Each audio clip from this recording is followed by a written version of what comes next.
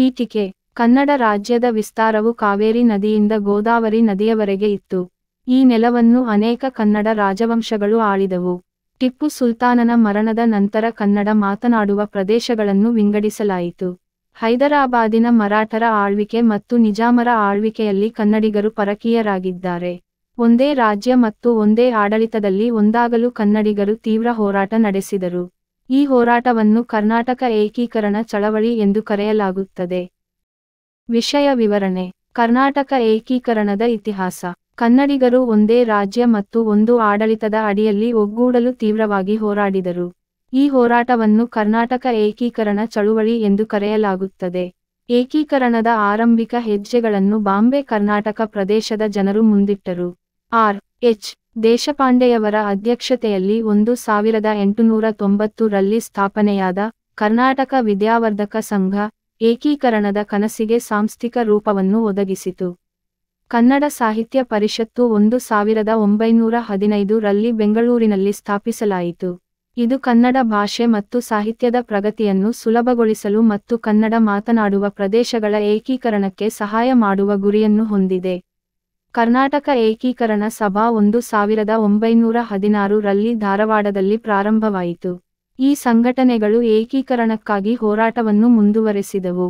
1924 ರಲ್ಲಿ ಬೆಳಗಾವಿಯಲ್ಲಿ ನಡೆದ ಭಾರತೀಯ ರಾಷ್ಟ್ರೀಯ ಕಾಂಗ್ರೆಸ್ನ ರಾಷ್ಟ್ರೀಯ ಸಮಾವೇಶದಲ್ಲಿ ಹುಯಿಲಗೋಳ ನಾರಾಯಣ ರಾವ್ ಅವರು ಸ್ವಾಗತ ಗೀತೆಯಾಗಿ ಉದಯವಾಗಲಿ ನಮ್ಮ ಚೆಲುವ ಕನ್ನಡ ನಾಡು, ನಮ್ಮ ಕನ್ನಡ ನಾಡು ಉದಯವಾಗಲಿ ಎಂದು ಹಾಡುವ ಮೂಲಕ ಕರ್ನಾಟಕ ಏಕೀಕರಣ ಪ್ರಕ್ರಿಯೆಯನ್ನು ಔಪಚಾರಿಕವಾಗಿ ಪ್ರಾರಂಭಿಸಿದರು. ಸಮಾವೇಶದ ಅಧ್ಯಕ್ಷರಾಗಿದ್ದ ಗಾಂಧೀಜಿಯವರು ಏಕೀಕರಣ ಚಳುವಳಿಗೆ ತಮ್ಮ ಬೆಂಬಲವನ್ನು ನೀಡಿದರು. ಏಕೀಕರಣ ಚಳುವಳಿಯು ಸ್ವಾತಂತ್ರ್ಯ ಚಳುವಳಿಯ ಪರವಾಗಿ ಕೆಲಸ ಮಾಡಿತು. ಕರ್ನಾಟಕದಲ್ಲಿ 5 ಪ್ರಾಂತ್ಯಗಳಿದ್ದವು. ಮುಂಬೈ ಪ್ರಾಂತ್ಯ, ಹೈದರಾಬಾದ್ ಪ್ರಾಂತ್ಯ, ಮದ್ರಾಸ ಪ್ರಾಂತ್ಯ, ಕೂರ್ಗ ಪ್ರಾಂತ್ಯ, ಮೈಸೂರು ಪ್ರಾಂತ್ಯ. ಏಕೀಕರಣದ ಪ್ರಮುಖ ಆಯೋಗಗಳು 1948 ರಲ್ಲಿ ಕೇಂದ್ರ ಸರ್ಕಾರ ಧಾರಾ ಆಯೋಗ ನೇಮಿಸಿತು. ಭಾಷಾವಾರು ವಿಂಗಡಣೆಯ ವರದಿಯನ್ನು ತಯಾರಿಸಿತು.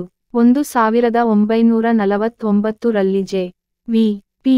ಸಮಿತಿ ಭಾಷಾವಾರು ವಿಂಗಡಣೆ ರಾಷ್ಟ್ರದ ಐಕ್ಯತೆಗೆ ಧಕ್ಕೆ ತರುವುದಾಗಿ ಹೇಳಿತು. 1953 ರಲ್ಲಿ ಆಂಧ್ರಪ್ರದೇಶದ ರೊಟ್ಟಿ ಶ್ರೀರಾಮುಲು 58 ದಿನಗಳ ಆಮರಣಾಂತ ಉಪವಾಸ ಕೈಗೊಂಡು ಮರಣ ಹೊಂದಿದರು. ಭಾಷಾ ಆಧಾರದ ಮೇಲೆ ಆಂಧ್ರಪ್ರದೇಶ ರಚನೆಯಾಯಿತು. 1953 ರಲ್ಲಿ ಕೇಂದ್ರ ಸರ್ಕಾರ ಫಜಲ್ ಅಲಿ ಆಯೋಗ ನೇಮಿಸಿತು. ಇದು ತನ್ನ ವರದಿ 1955 ರಲ್ಲಿ ಸರ್ಕಾರಕ್ಕೆ ಸಲ್ಲಿಸಿ ಭಾಷಾವಾರು ವಿಂಗಡಣೆ ಸೂಕ್ತವೆಂದು ತಿಳಿಸಿತು. 1956 ರಲ್ಲಿ ರಾಜ್ಯ ಪುನರ್ ವಿಂಗಡಣಾ ಕಾಯ್ದೆಯನ್ವಯ 1956 ನವೆಂಬರ್ 1 ರಂದು ವಿಶಾಲ ಮೈಸೂರು ಸಂಸ್ಥಾನವೆಂದು ಎಸ್. ನಿಜಲಿಂಗಪ್ಪನವರ ನೇತೃತ್ವದಲ್ಲಿ ರಚನೆಯಾಯಿತು. ಏಕೀಕರಣದಲ್ಲಿ ಭಾಗವಹಿಸಿದ ಪ್ರಮುಖ ಪತ್ರಿಕೆಗಳು: ಕರ್ನಾಟಕ ವೈಭವ, ವಿಜಯಪುರ ಮತ್ತು ಬೆಳಗಾವಿ.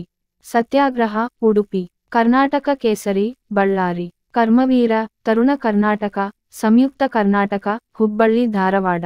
ಸಾಧನ, ಹೈದರಾಬಾದ ಪ್ರಾಂತ, ಕಲಬುರಗಿ. ಉಪಸಂಹಾರ: ರಾಜ್ಯಗಳ ಮರುಸಂಘಟನೆಯು 1956 ರಲ್ಲಿ ಸಂಭವಿಸಿತು.